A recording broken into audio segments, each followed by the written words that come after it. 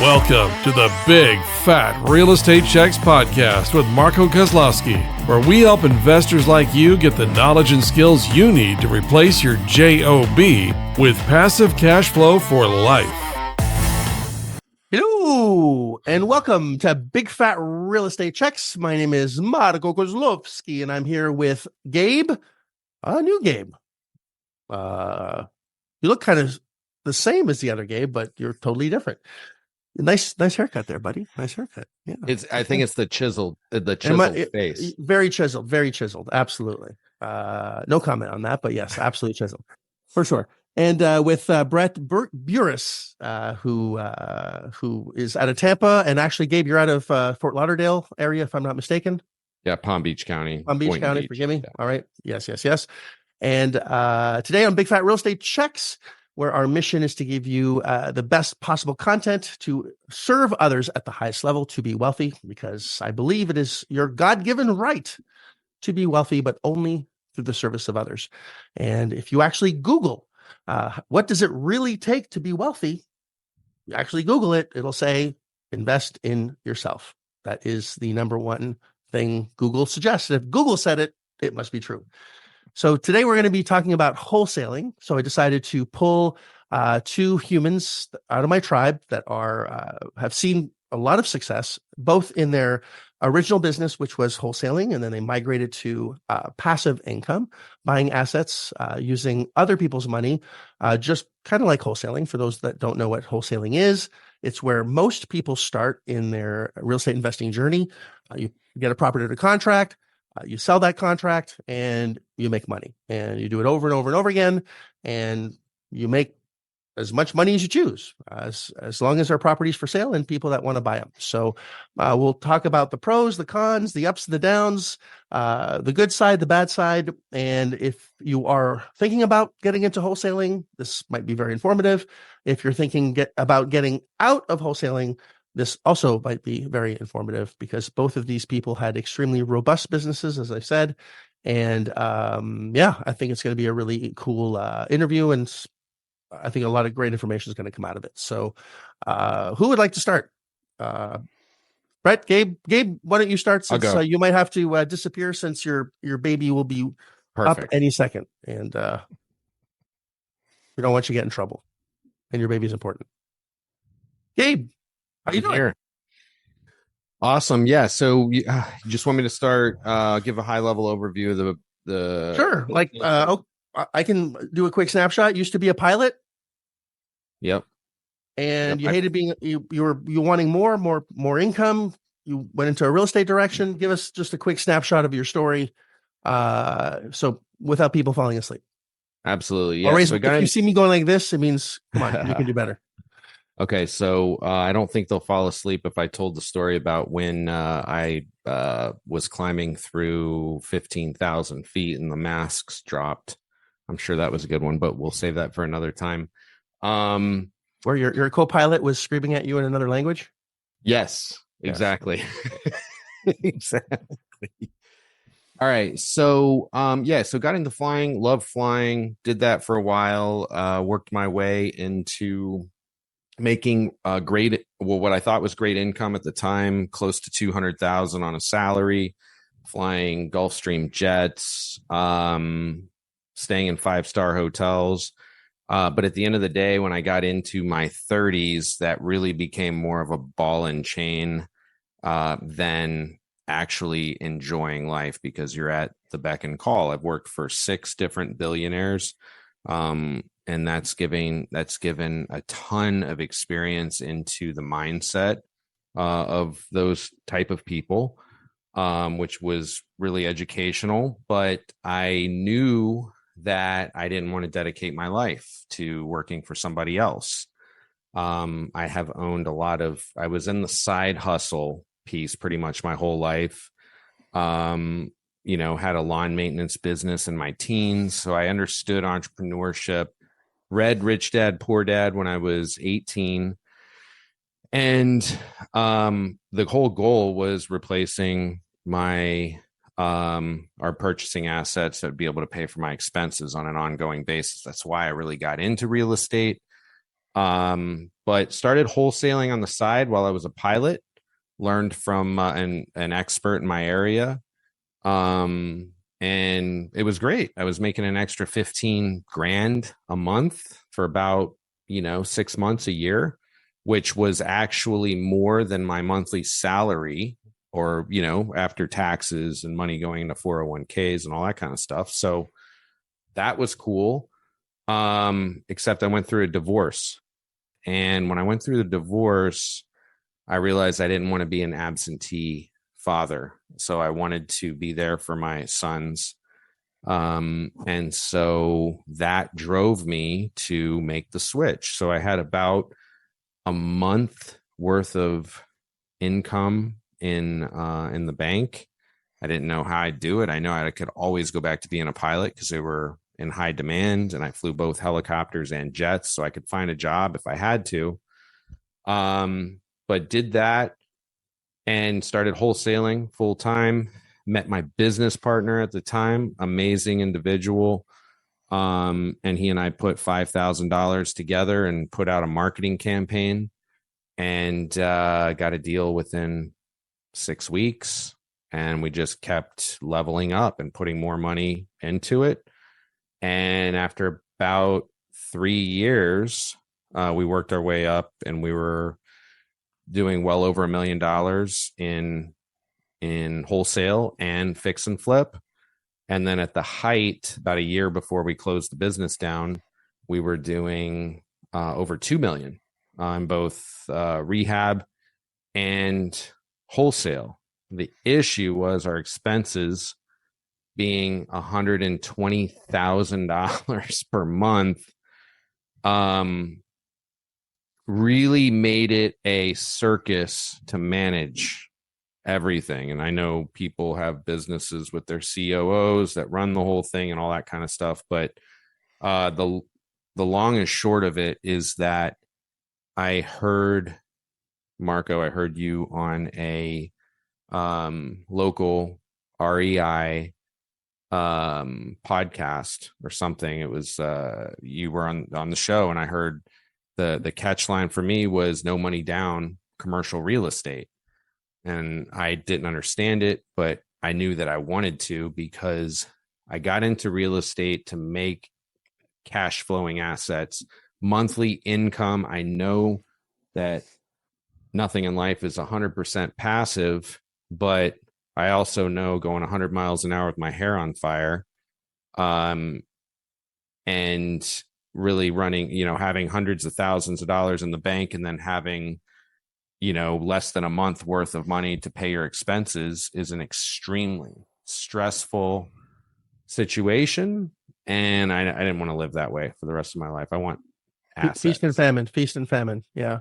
So do you think you made, and Brett, if you have questions too, this is not a Marco interview. It's a conversation. Well, now I know what happened to Gabe and I's hair. We were running around with our hair on fire. Hair on fire.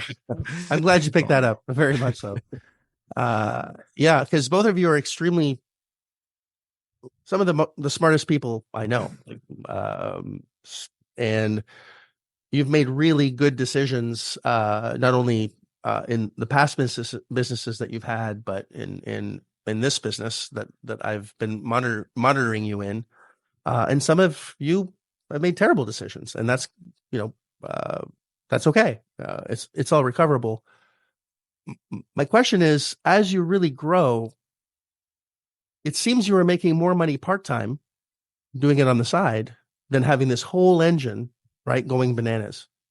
And I don't know if that's a conversation for another day, where sometimes I notice that as business scales, your expenses really are the people that you need in order to scale doesn't support the scaling, right? So it's more expensive to scale than it is just to leave it small. And our desire is to scale. So Brett, I know you, that high sound means I got something to say about that. So, well, it's really interesting. I had never heard of wholesaling, and I had moved to Florida for another reason. A guy had hired me basically as a sales and marketing executive, which is what I had done in my past in software and management consulting and stuff. And I knew that wasn't going to last very long, but it lasted as long as it lasted. And then I was looking for something else. And, we really enjoyed being in the Clearwater Beach area. We didn't want to go back to New Orleans. Our girls were in school here and, that sort of thing. And so a friend of mine had started a wholesaling business back in Louisiana. And I had asked him some questions about it. I had never heard of it. It sounded totally illegal to me, but I didn't know anything. And so I checked in with him a few times over a few months, and I'd introduced him to my brother, who was a fix and flip guy, and he had sold some houses. He had wholesaled some houses to my brother. My brother called me one day and said, "Man, I don't know how this guy finds these houses, but they're really good deals. Like, I've bought a handful of houses from him." So I thought to myself, well, my brother's a bright guy and he knows what he's doing. And if the numbers work, then this guy's, really onto something. And so I dug in some more and decided to start a wholesaling business, because what I realized about wholesaling was that it wasn't a real estate business at all. It's just a marketing business. And so if you can, and I was fine with that because it's my whole background. So I was very comfortable in what it took to sort of make the gears turn in business by using marketing. And so as we got going, Gabe was much faster than me. We sent our first direct mail. It took us 4 months to get our first deal. And then after that, it just started. And we did 4, 5, 6 deals a month for 7 years in the Tampa area, which, Tampa's a pretty tough market to do that in. But we figured out that we weren't buying and selling real estate. We were just helping people and providing solutions to people. And if we could get really good at that, many, many, many times we bought homes at a low, or we contracted homes at a lower price than one of our competitors.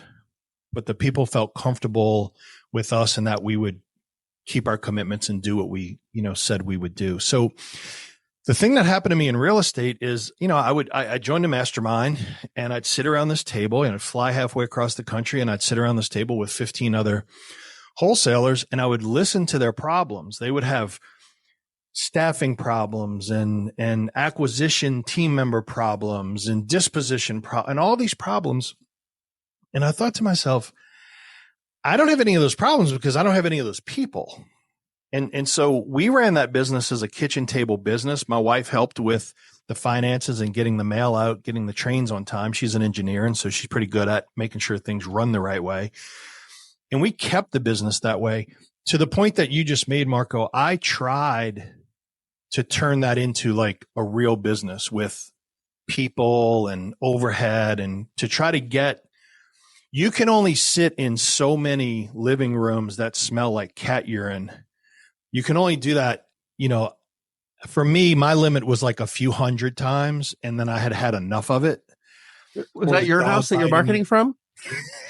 Or the dog biting you, as you walk in the door. And yeah. And so I've got to that point, Brett, just to chime in one piece of that. I mean, we all have tons of those type of stories, including insects and roaches and all that kind of stuff. But I'll never forget, my business partner had a roach climbing up his leg while we were doing a discussion with the seller. Yeah, like I sat in this lady's kitchen table one time, and she had those like old school, like padded, quilted things on the kitchen table chairs, so to comfort you instead of. So I sit in it and I'm talking to, and I realize like my rear end's getting wet because I'm sitting on this cushion, and I'm like, oh, I think she's like, oh, don't mind that. That's the cat's favorite one to pee on. Nice. Yeah. So anyway, you eventually sort of like have enough of that, and you start to say, okay, well, let me hire an acquisitions person. Let me hire a leads manager. Let me do some of these.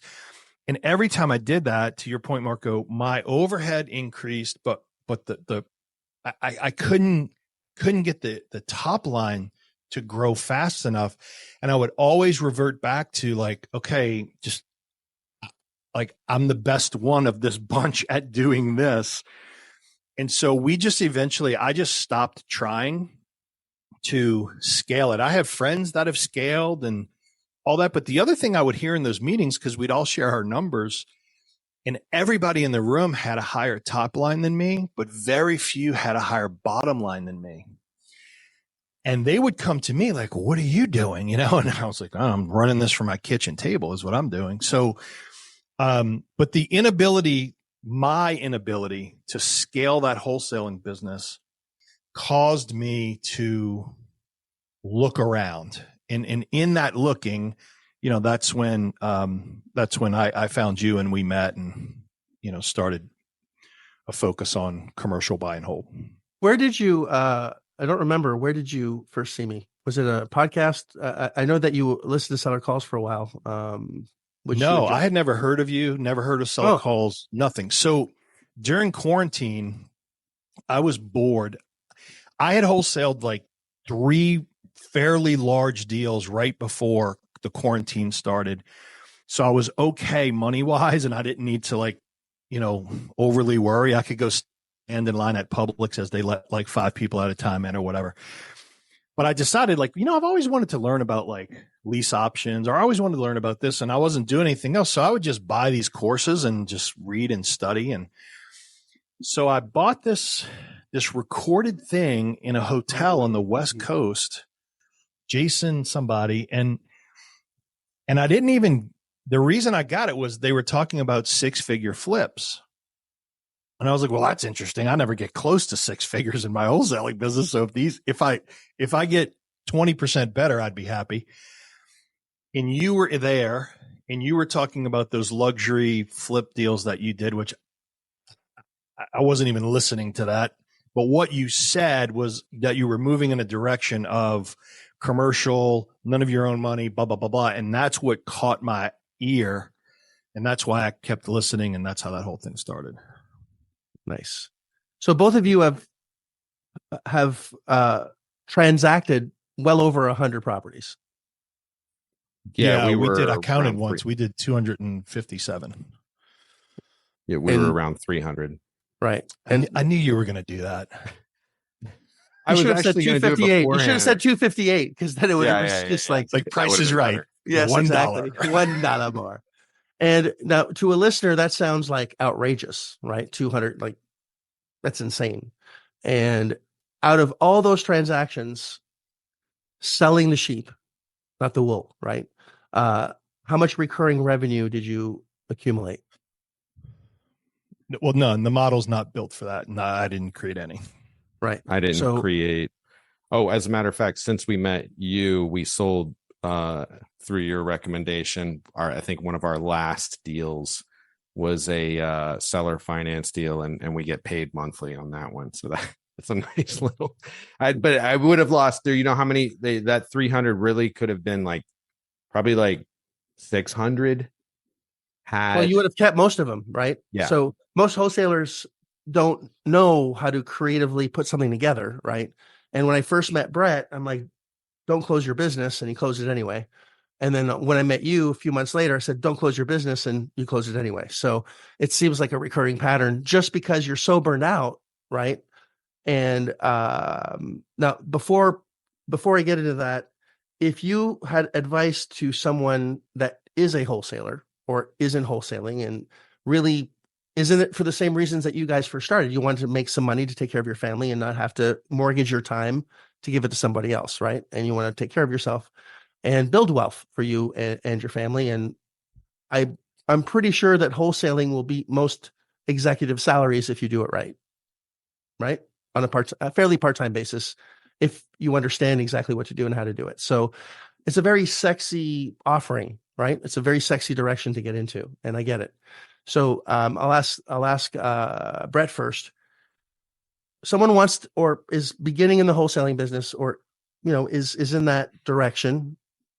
What recommendation do you have as far as a tip to be a better wholesaler, or something to eventually get them out of the whatever they're trying to get done? Like if you had to go back and talk to yourself as a wholesaler that was just beginning, and that's the direction you want to go in, all right, and stay in maybe for a while, what advice do you have? I think when I look back at wholesaling, if we think about a radio station, and the radio station is 101.9, and if you're just 1/10 off, if you're at 101.8, you can't hear it. And that's the noise. And I spent too much time on the noise and not the signal. And what I mean by that is in the beginning and even through that business, I spent too much time talking to unmotivated sellers. And I would break my own rule over and over again in talking to unmotivated people. And what would happen is that you'd spend so much time doing that when you would sort of get a little frustrated, at least for me, a little frustrated that when the good hot one came along, you weren't your best self. You couldn't serve them the best because you had already sort of like spent your energy on the non-motivated people. And so what I would say is have a good quality process in place that allows some sifting and sorting that doesn't put you as the main guy at the front line. For me, and most wholesale gurus would argue with me on this, which I don't care. I made the money and put the money in the bank. And by the way, some of those gurus call me and ask me what to do, and because they're too busy guruing online. But every call that came in to my company went to voicemail, and it was a very long voicemail intentionally. I think it was 1.5 minutes or 2 minutes long. And it did a fantastic job of sifting and sorting. And so we had a process where anybody that stayed into that call for a certain amount of time, they got a call back. If you stayed in there 10 seconds and hung up, we didn't call you back. Because what we realized was some people were embarrassed and didn't want to talk to a live person. They'd much rather listen to something and then make a decision. And so, again, I never turned it into millions and millions and millions of dollars.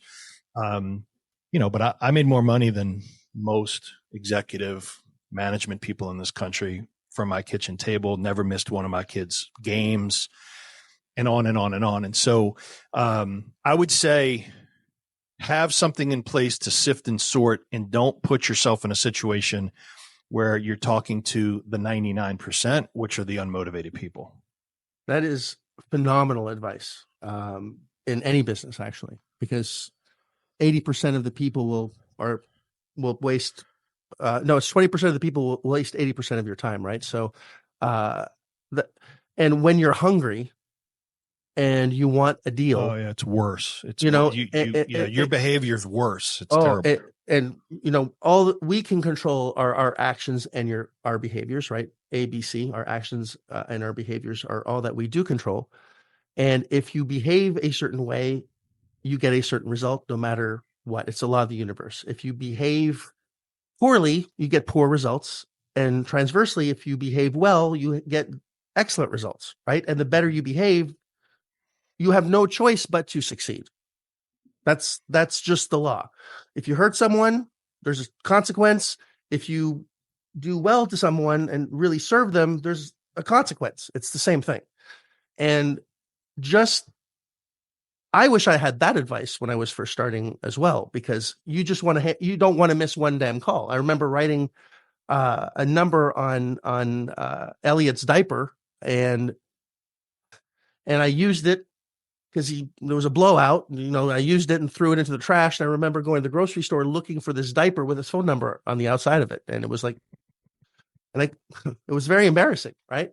And it's literally full of shit. So because I just could not miss a call, and I wasn't present for my kids, and that alone, and only going after those that are on for a certain amount of time, is really, really great advice, I think, in any business. So Brett, thank you for that nugget. Yeah. It's really good.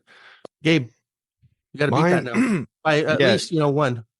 Yeah, definitely. It's hiring a mentor. That's mine. And I'll get to that specifically in just a second. But I think there's a veil as well between when somebody who's new in real estate, especially on the wholesaling side, hearing somebody who has actually done a lot, bought and sold or flipped or assigned a bunch of properties, saying not waste their time with unmotivated people. Because I remember hearing that by some people saying that. And what I just didn't believe that you could actually find people that really do want and need your help. They are out there. If you're So good. only talking to unmotivated people, you're not talking to the right people. You have to figure out how to find the ones that actually need your help, because there are a lot of them, and there's going to be a lot more of them. That's huge. Belief. No one's ever going, even now, I do a master class. Who's going to discount their property? Like, that doesn't happen because, Yeah. because that's the reality that you live in, right? No one's going to discount their property 20%, 30%. Forget about it. It's like impossible, Yeah. right? Everybody wants retail because that's all that matters is money, right? And if you're focused on money, then that's what you're going to find, right? If you're focused on service, the money doesn't matter anymore. Some people pay 99 cents for a hamburger, and some people will have no problem paying $1,000 for the most expensive hamburger in the world because that's what they want to buy, right? It's got gold in it. So it's still a hamburger. What's the difference between $1,000 and a dollar? It's more than $999. It's the experience or something that they need that's more valuable than the money itself. And that's what we're dealing with, is who needs to get rid of something versus who wants to get rid of something, right? Yeah. And folding time by finding someone that is actively in the business, I believe, is very important, because you said something earlier, Brett, about, they're too busy. They're busy being a guru. And that happens a lot. Like, there's a lot of noise in this business. Who's legit, who's not legit. And you don't know until sometimes you get into it, right? So you just have to, and exactly, going on the internet to figure it out is not always the best thing either. No, well, I mean, the problem is that you're getting information on the internet. You're getting information from people who maybe have an agenda. Secondly, it's curated, right? It's curated. Their viewpoint, their vantage point on life may not be aligned with yours, or it may not. So they are seeing it through tinted lenses, or, they're seeing it differently already. So what I would say, when you look for a mentor, you have to speak directly to customer. You have to speak to people who have worked with or hired that mentor, and ask them if their bottom line has changed because of that mentor. And if so, how so?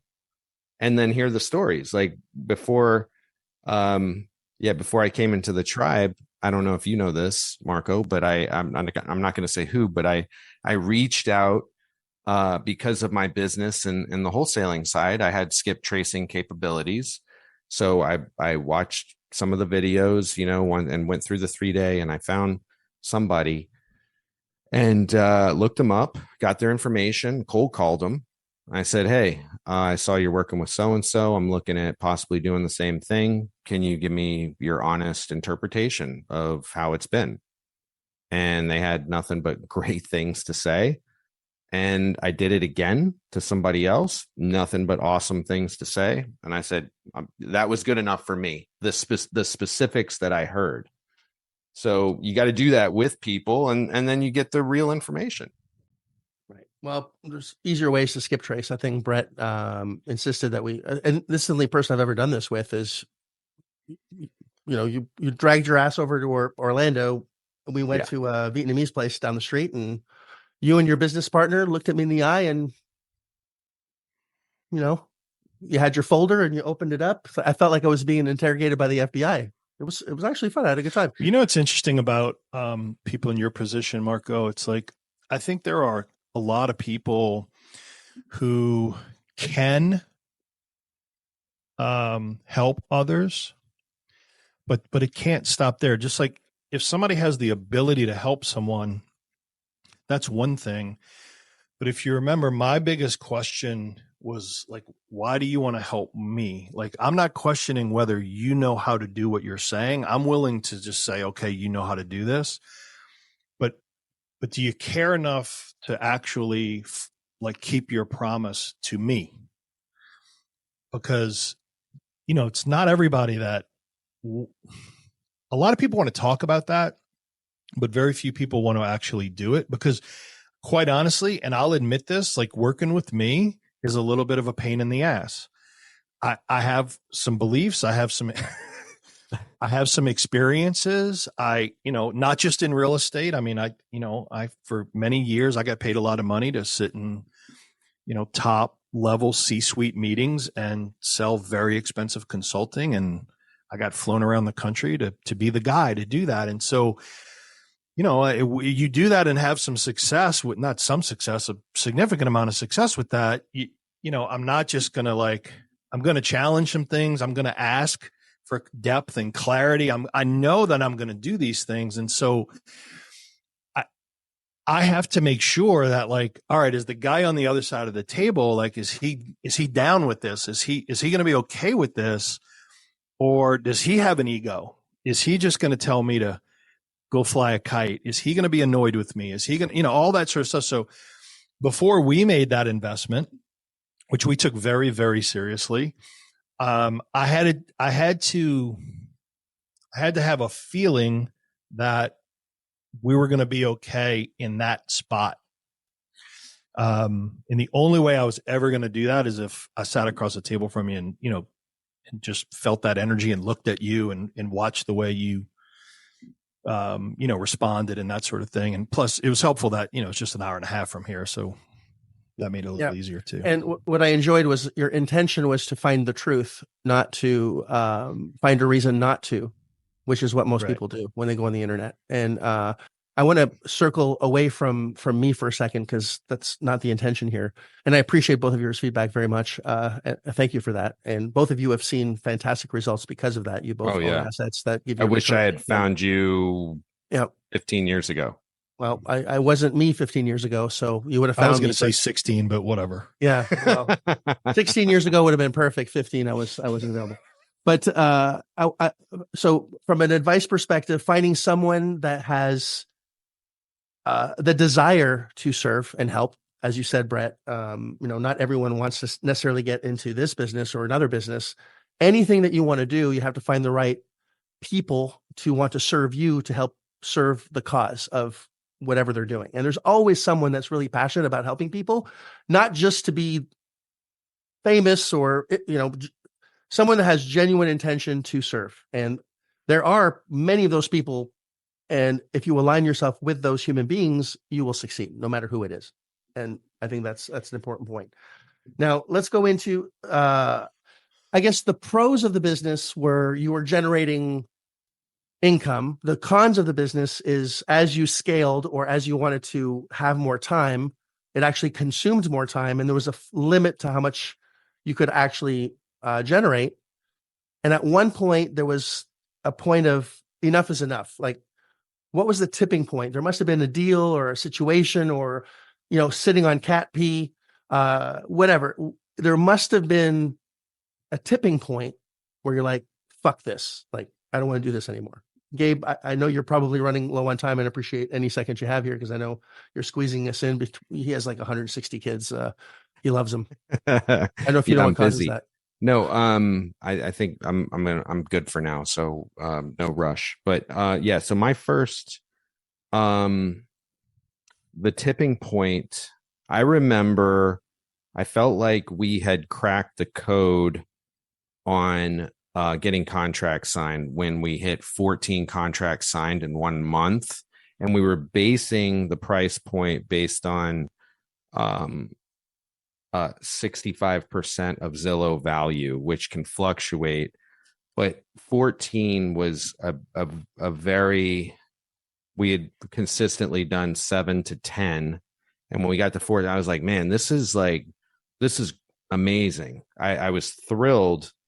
However, the issue, we weren't able to monetize some of these. And basically, the creative aspect was required. Either the equity was too low. We were doing it virtually, right? So there were several issues that we had run into that was preventing us from monetizing. Lack of buyers, lack of money, private money to take down if we wanted to hold it, but it was never really our business model. So I became frustrated with having the ability to acquire property, but not make consistent income. and having the expenses just suck away everything that was being made. And I was like, I have to start buying and holding something. Like, I'm tired. I can't do this for the rest of my life. And I was getting unhappy. So I was seeking out methods of getting cash flowing assets. So it was once you couldn't monetize those 14 where you were disappointed, like a few weeks, months later. Was it a specific incident where something happened? You're like, usually there's something like some sort of spark, right? That starts the chain of events that will completely set you on a new path and a new life, right?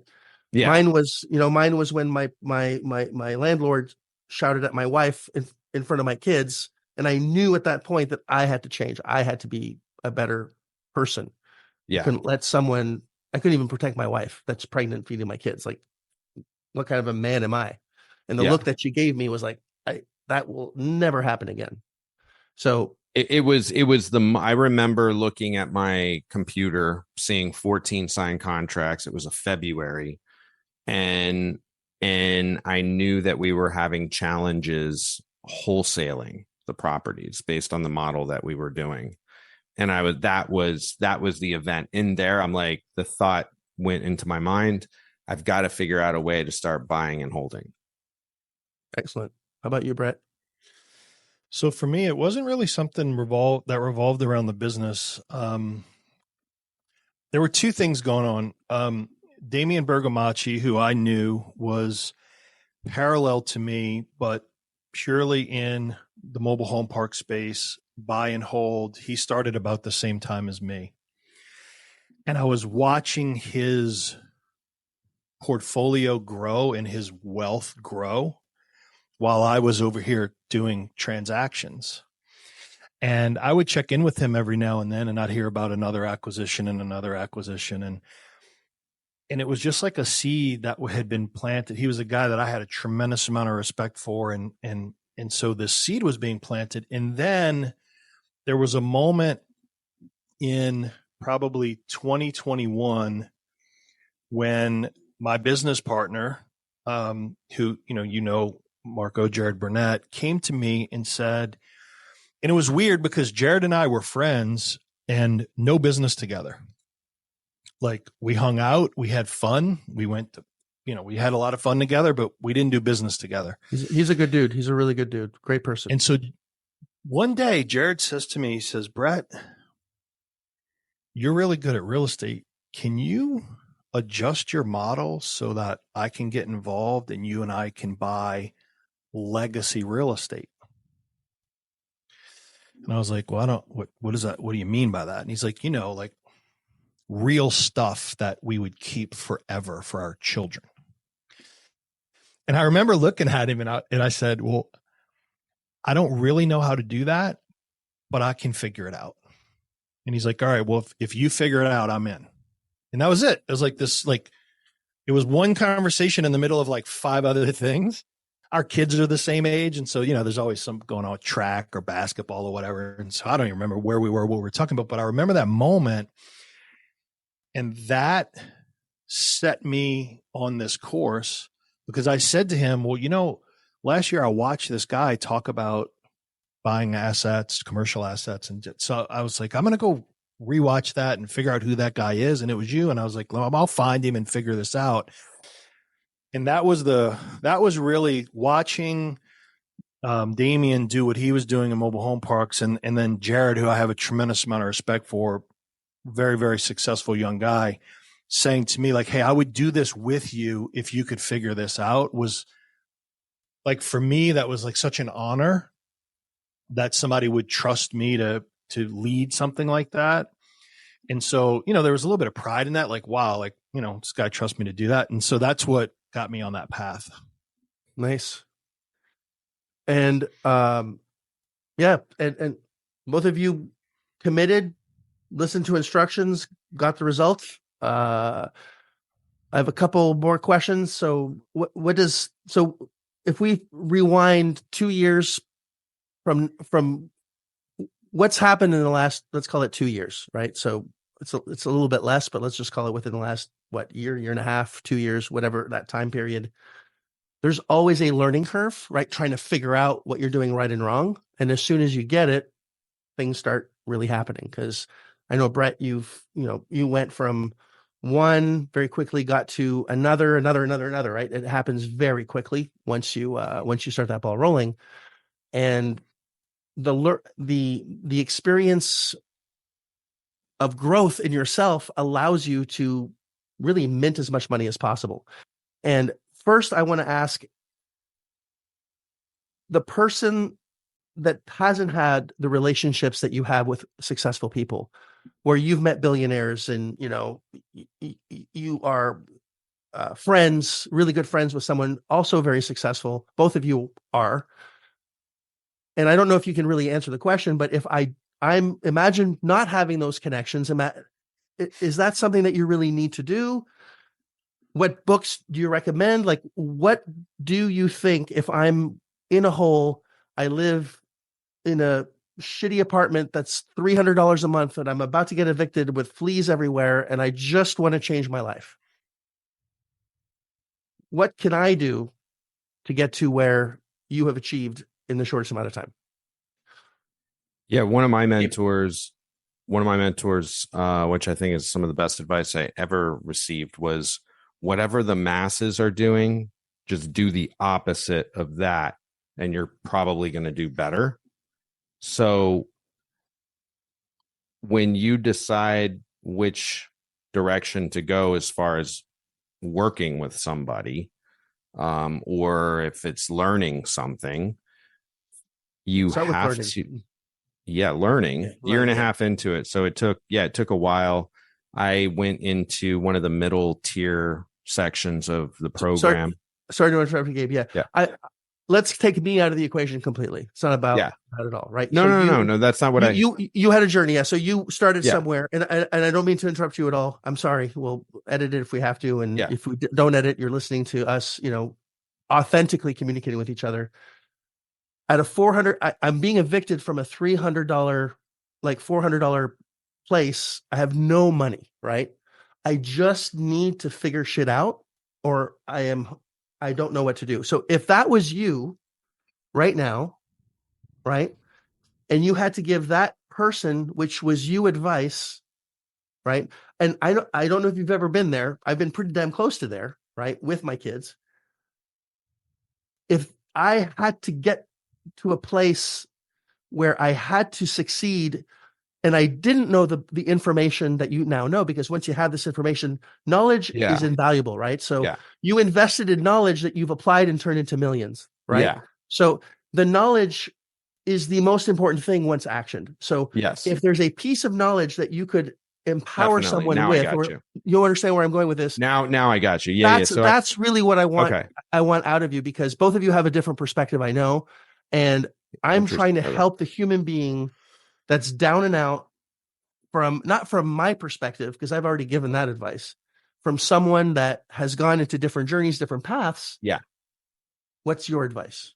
Yeah. So actually I have been there. I can remember looking at my bank account overdrawn and seeing like 5 overdraft fees one time. And I was like, oh man. And I wasn't going to get any money for quite a while, a couple of weeks. So So, all right. So now in that situation, looking there, and you're not sure what you're going to do.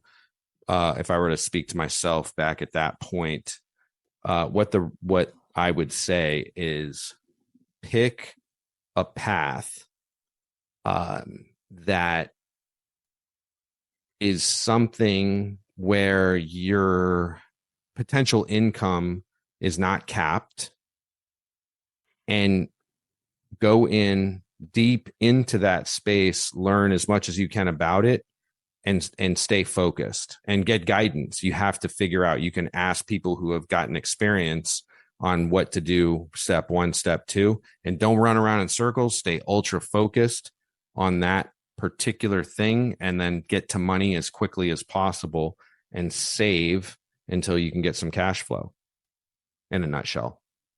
Is there a book that you would recommend? I think you said it earlier.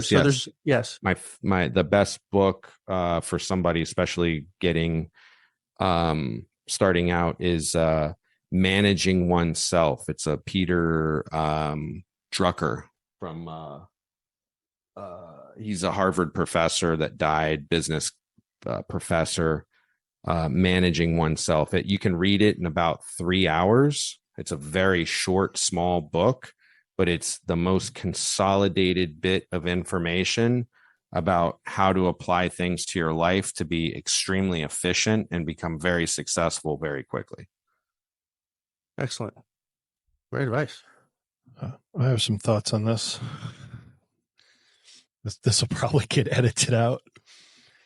So the whole system is set up for you to have very deep self-limiting beliefs about who you are and what you can accomplish. There's a reason you go to school for the same amount of time that you go to a job. There's a reason that they get to tell you when to go to the bathroom and when to go to lunch and when you can go home. And the vast majority of people spend the vast majority of their lives driving cars they hate, living in houses they don't like, going to jobs they don't like, it's really just simply disgusting. And something in me, and this is the point, and I can't tell you what it was or what it is. There were a couple of seminal moments in my youth that I can remember that caused me to go, this is not going to happen to me. But it's in you. If you're expecting someone else to draw something out of you, you're already doomed. You have to find that in yourself. Others, external things can help you, but they're not going to do it for you. Nobody's going to make you a better person. You have to decide that on your own. And if you have the kind of problems that Marco was just talking about, I've had them: lack of money, lack of resources, lack of education, all these things. Until you decide that you're the one that got yourself there, then you can never decide that you're the one that can get yourself out of there. If it's always someone else's fault, you're waiting for someone to come and get you from where you are. It's your freaking fault. You deserve it. Now fix it. And I'd say the same thing about a successful person. That's your fault that you're successful. So but it goes both it. ways. Yeah, right. Not much to fix. Maybe just get a little better. And so the thing about that is, like, I see so many people creating so many excuses and reasons why they are where they are, but for some reason, they never mention themselves. And until you say, I can do something about this, then nothing is going to happen. You are just going to be an excuse-laden person that never goes and makes the best of it. And so, I think there are some pretty good books out there that can help you find those things in yourself. I think Think and Grow Rich is probably, I did something really interesting actually with Jared Burnett and the guy that introduced me to wholesaling. 3 days a week at 7:30 in the morning, we would read Think and Grow Rich to each other on the phone. He'd read a page, I'd read a page. The guy that taught us that was a guy named Bob Proctor, who died of COVID, sadly, maybe the best ever in self-development. And we did that through that whole book. And I've probably read that book 4 or 5 times. Mine's a mess. It's highlighted. But there are 13 principles in that book. But again, until you decide that that's important to you, nothing's going to happen. Nothing. Taking responsibility is a big deal. Really big deal. It is. And stop believing this crap that you can't do it, or you're not supposed to do it, or people from where you're from don't do it, or short people don't do it, or skinny people don't do it, or whatever. Like, just stop believing all that crap, because none of it's true. The illusion of limited resource. Exactly. Yeah. And you're going to hear a lot of naysayers. You're going to hear a lot of people telling you, you need to get serious and go get a job and save your money. You got to surround yourself with people like I said before, you got to get away from what you don't want to become mentally. Yeah. And no, yeah. Your, I don't think I've said this on a podcast yet, but your future is actually what dictates your present, not your past. And a lot of you guys have heard this as much as I have, I'm sure, where this has happened. My parents said this. I was raised this way. This is, what I was told. All that is past, right? And and no one believes it the first time they hear it, because that doesn't make any sense. Like, I thought your past determined your future. Well, actually, no, because if you knew you had 7 days to live, you wouldn't be listening to this podcast. You'd be doing whatever you have to do in the next 7 days. Your behavior would be completely irrevocably.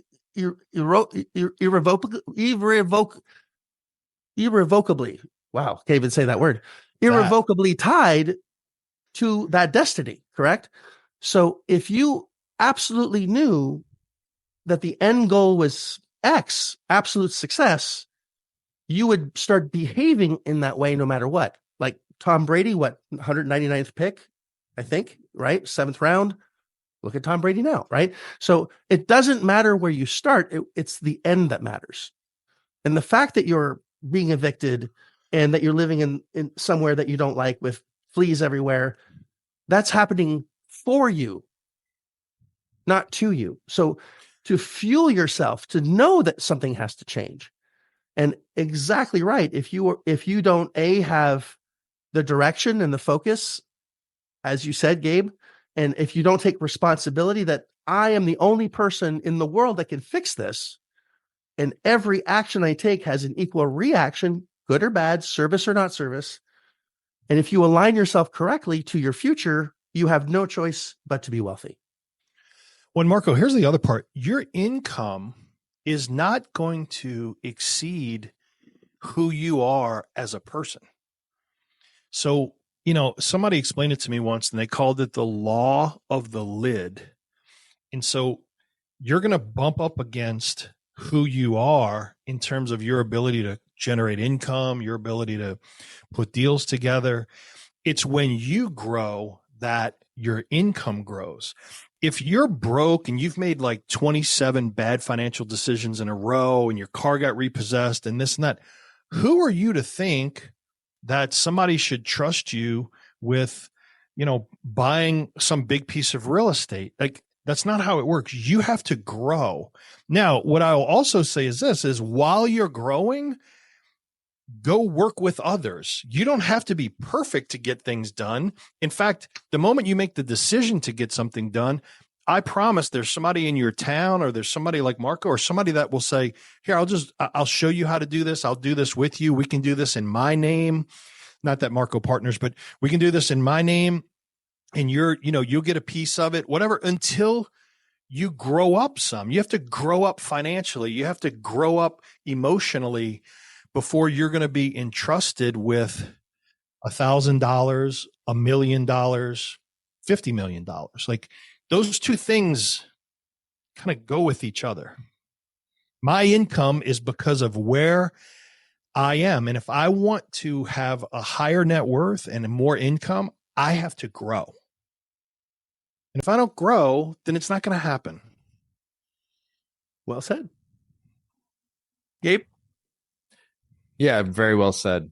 I said that already. You can't say that. Yeah, no. I think that's really it. At the end of the day, it's just going to be about grit, putting your nose to the grindstone, working, staying focused, and you've got to change. It's a process. You have to change, and the best thing to do, from my opinion, is to have somebody there to force you, like a drill sergeant, to push yourself forward. Otherwise, how do you know you're not going to be right where you are a year from now? I say that to people all the time. Final question. Can anyone make money in real estate, and why? Yeah, definitely. And why? Because there are people that need help, and they need an expert on how they can be helped. There's so many, like, the communication between people is so poor, and people having a mindset of what's in it for me, again, having the opposite viewpoint of how can I really help these people, creates so much opportunity for everybody. It's a strange concept to consider, but yes, you make money in real estate, and no, it's not about a transactional process. It's about building relationships and making a difference. Yeah. And here's the other thing about real estate that's so interesting is, so, Marco, you helped us, you helped me close on a mobile home park.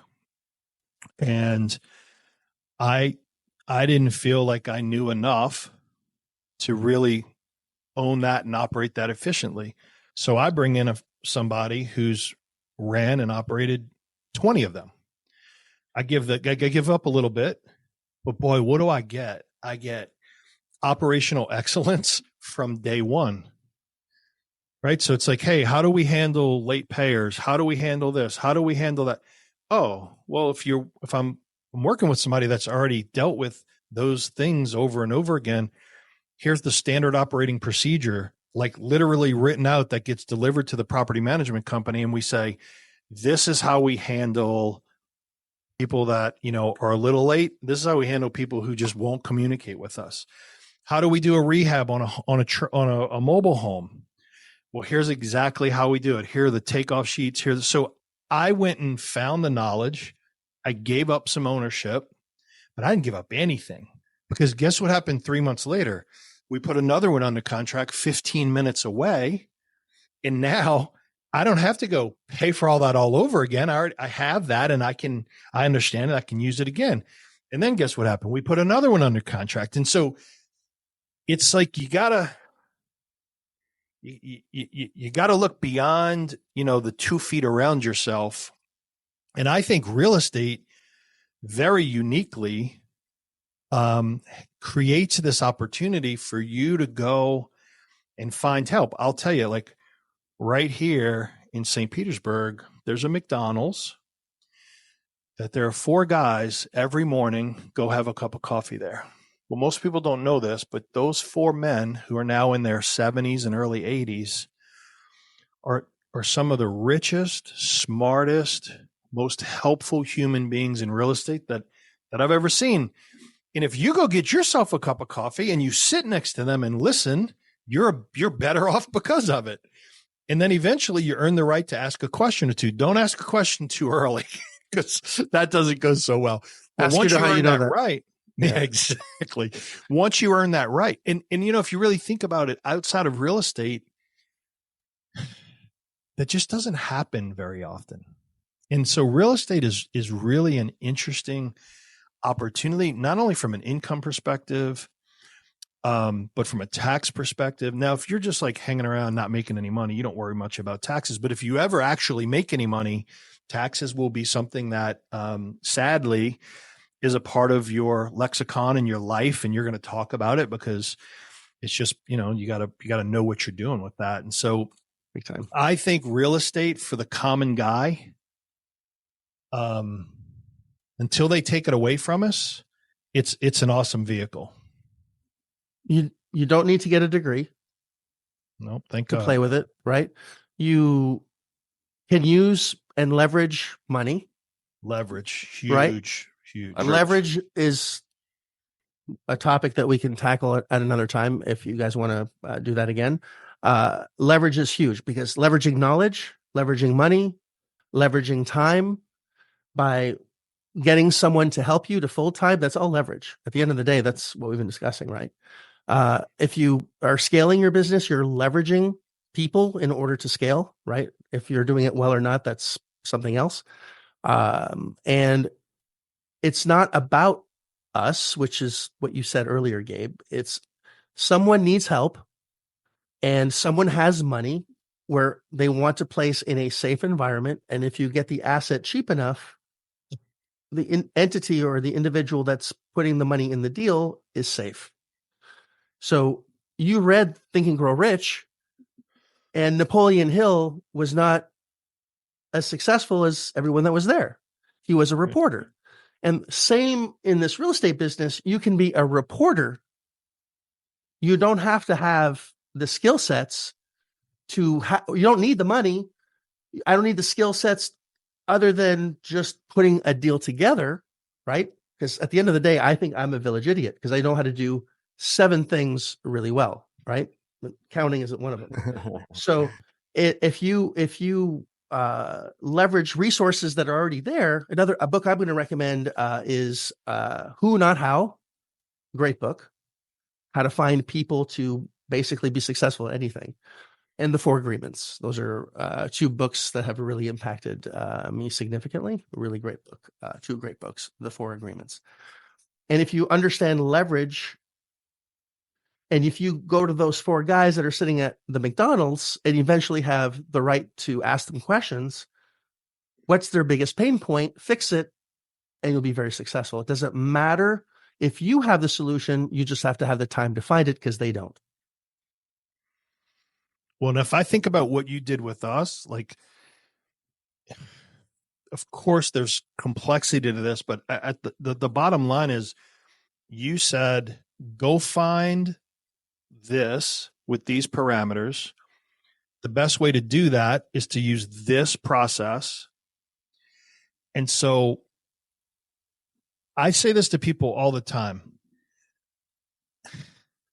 I was in wholesaling too, the course that I used and the guy that helped me, I was unwilling to waver from the process because every time I went back to him with questions, if I was wavering from the process, we were going to have like the most inefficient conversation on earth.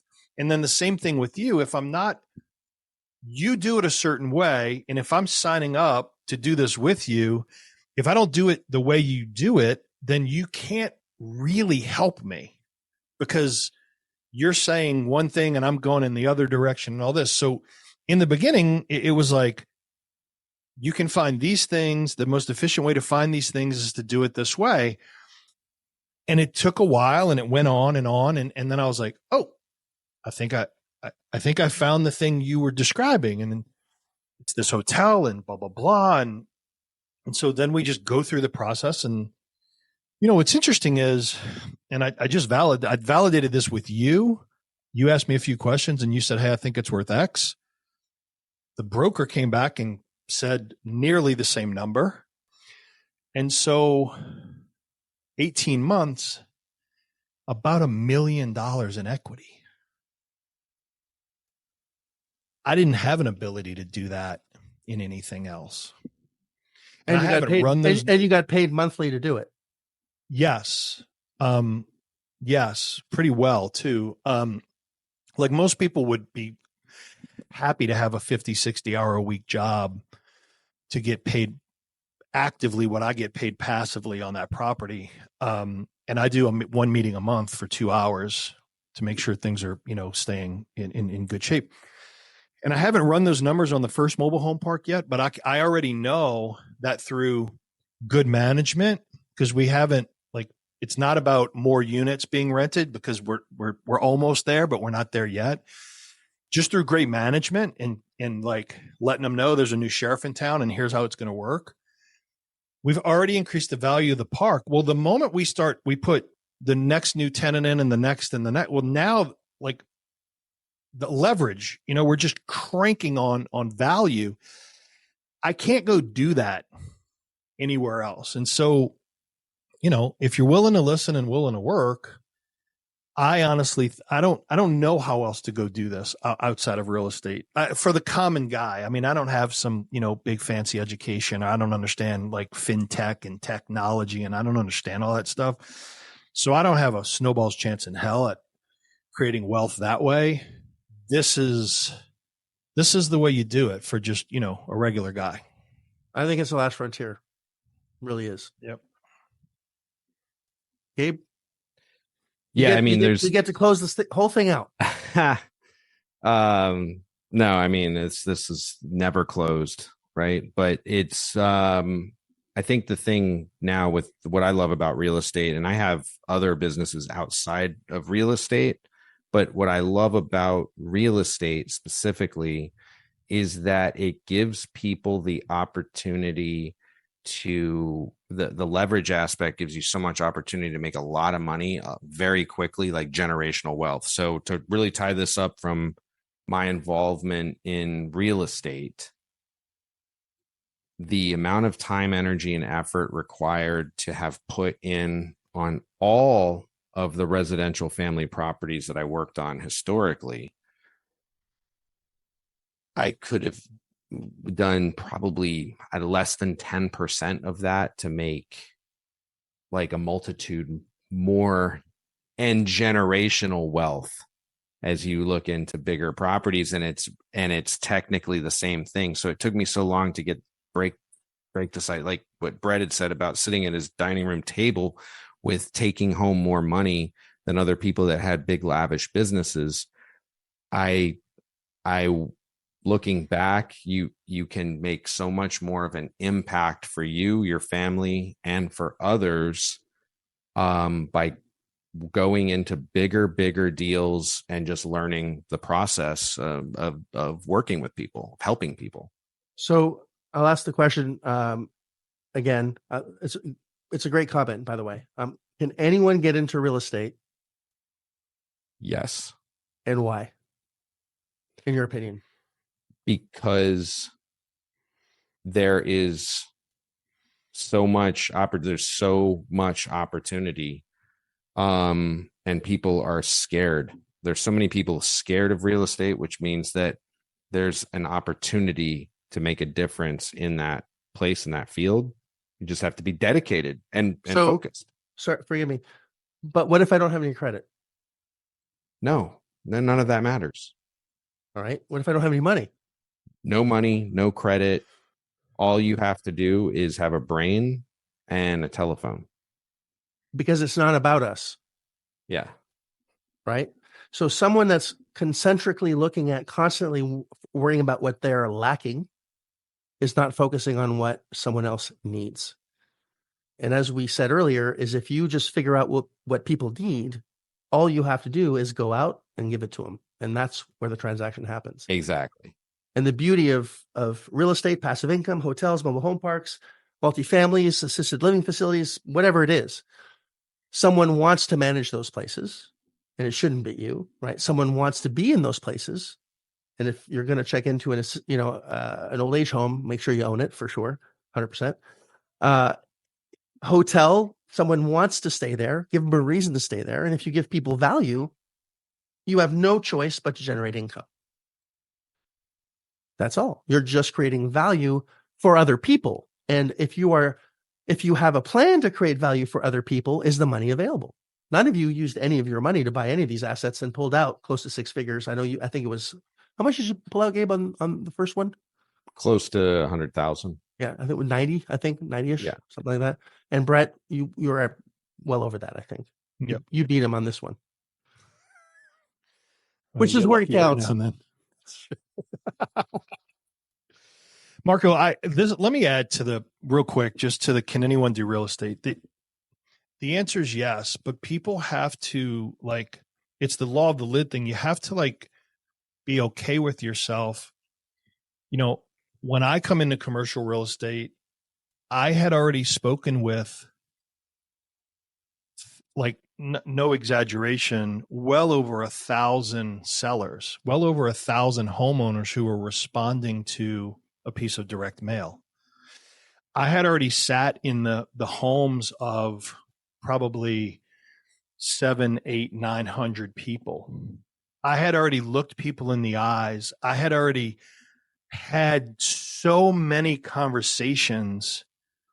And then before that, I was sitting in boardrooms of C-suite Fortune 1000 companies dealing with really complex marketing and consulting things. And so I don't think, I'm not saying that for any reason. I don't think that makes me a big deal by any stretch.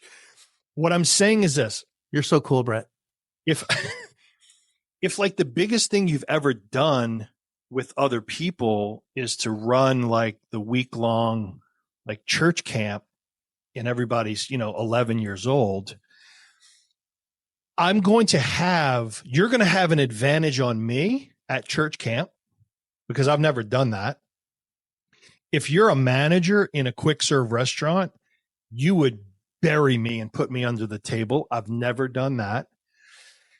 And so just understand that you may come to the table with a set of skills that needs maybe a little more honing and sharpening than the next guy. And that part is so important to understand because we live in a world where we want to say, well, if I can do it, you can do it, which is a true statement. There's just a tremendous amount of words that really should follow that to provide people with more accuracy around that. I do believe anybody can do real estate. I've watched some people do real estate that I didn't even realize like could consistently tie their shoes. And I've watched them make money. I watched guys make $10,000 and $15,000 wholesale fees, and I don't even I can't even describe these human beings. But to your point, Brett, when I first got into wholesaling, I went to a seminar or something. Didn't even buy a course, bought the book for the person, called them up the next day, and they said, I said, hey, I want to get into this. What do I need to do? And they said, just find me properties that are being sold under market value. And I said the typical, well, no, who's the heck's going to do that? And they said, well, if you can't find one, then we can't work together. So I think most people would have closed the door on that, but I chewed on it. And within 48 hours, I gave them a list of 100 properties that I thought might be under market value. And they emailed me back highlighting 2 of them. And they said, these 2 are possibilities. And so it was about 30 days later that we were under contract for a 6-plex, which was my first deal. I ended up making $15,000 as a wholesale fee on that. So that went from nothing. That went from no experience. That's why I want to make that point. It's dedication, and it's how much do you really want it? This is willingness to learn. When you have a moment, take a look at what you actually sold that for. I'm going to go back in time to see what the rents were. Don't do that. Don't do that. And then I want to see what you actually had a contract for. No, and I want to see, had you actually met me at that time and bought it, what it'd be worth today. That's all. A little fun exercise. No, it's over $1 million. I've looked it up recently. Okay. $300,000, 6 units. Yeah, that would, and in a prime area in Palm Beach County. Poof. Yeah. I'm glad somebody made money on that, but you made money too, right? So everybody wins, which I was so proud of myself. So, well, again, it's perspective, right? You're happy with the $15,000. The person buying it is delighted to pay you because they know the value of what they're buying, right? There's a reason why you're getting paid, right? Yeah. But the point is that I knew nothing about any of this, and I was able to get through it. You gotta be dedicated and be okay with making mistakes, because there are no deadly mistakes in this business. I think that's, I'm going to end with this, in that if you are not ready to be okay with being imperfect and really screwing things up, because the worst thing that's going to happen is you're not buying that property, you're not closing on the asset. That's the worst thing that can happen. Yeah. That's it. And you have a great story with your spouse, Marcy. Amazing woman, by the way. If you look at Brett and you look at Marcy, you're like, I don't get it. All right. Bad eyesight. Yeah. It's all good. She's an engineer. Yeah. And I'll let you say it because you'll say it better than I do, but give us a comparison on that, because the way you say it is freaking great. I love it. On the bridges. Engineers. Oh, yeah. Oh, right. So Marcy, she went to college and to be an engineer, and that takes 4 or 5 years, and then you have to be a PE, which is a practicing or professional engineer, and you have to pass a test. And then you become like a junior person at an engineering firm, and they don't let you make any decisions because you could kill people. So the junior people don't build the bridges because people can die. The senior people build the bridges. And then as your career goes on, then you get more and more responsibility. But when you really look at that time frame, you're not making any real decisions for, like, if you include college, you might be 10 years out before you're trusted with making those decisions. But in real estate, you can start making offers and talking to people, and you can start that process from day one, because the bridge won't collapse. Nobody's going to die over it. You might, if nothing else, you're going to learn something. And you'll just keep doing that over and over again until you hone it. And so, yeah, and it's not life or death, and that's the point. Exactly. And that always blew my mind, Brett, because in aviation, if you screw up, which I screwed up several times, almost crashed, never did crash, knock on. Well, it doesn't. We can see that. We can see that. Sometimes people crash. It's pretty clear through it, believe it or not. Okay. All right. But I always thought it's what a bummer that your income's capped on something where you're risking your life and in charge of other people's lives. But in real estate, you're not capped. And it's like Brett just said, it's just a matter of creativity. Yeah. Right. And knowledge. So we went way over time, and I appreciate you both very much, because I know how valuable your time is and how much effort you put into your family and your dedication to anything that you do. And I'm blessed to have you in my life. And I've learned a lot from both of you as well. And that's the beauty of the relationships that we create as we go through life, is we meet some really amazing human beings. And you guys are just fantastic, and I appreciate you both. You've enriched mine, hopefully I've enriched yours as well, allowed you to never have to work again. And that was my role, and it's, till death do us part. And as a listener, I really hope that you're really listening to the advice given, and to know that anything can be accomplished with the right behavior and the right knowledge and application. And if it takes you 6 months, a year, 18 months, 2 years, 3 years, who cares? Look at the last 3 years.